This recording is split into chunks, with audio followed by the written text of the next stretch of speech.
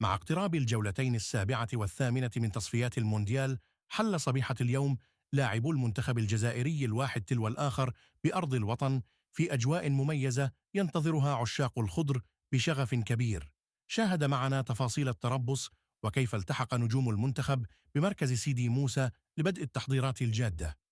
قبل أن نبدأ بعرض هذا الفيديو، لا تنسوا الإعجاب والاشتراك في القناة وتفعيل الجرس ليصلكم كل جديدنا.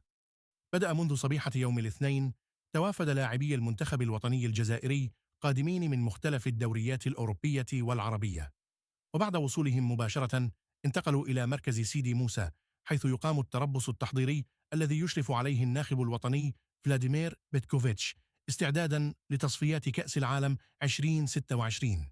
وقد استدعى بيتكوفيتش 26 لاعبا لهذا المعسكر الذي ينطلق فعليا ويستمر إلى غاية 8 من شهر سبتمبر الجاري. وقد حل تباعا بمركز سيدي موسى كل من الوجه الجديد إيلان قبال المتألق في الدوري الفرنسي رفقة باريس FC، ثم رياض محرز، ثم يوسف بلايلي والبقية.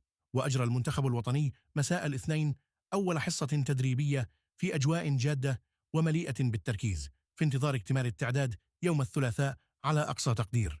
وسيستقبل الخضر يوم الخميس 4 من سبتمبر منتخب بوتسوانا بملعب حسين آيت أحمد بتيزي وزو لحساب الجولة السابعة من التصفيات، قبل أن يواجه منتخب غينيا يوم الاثنين 8 من سبتمبر بالدار البيضاء المغربية في الجولة الثامنة. في الختام، ما رأيكم في قائمة بيتكوفيتش؟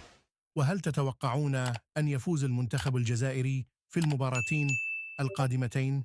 شاركونا آراءكم في التعليقات.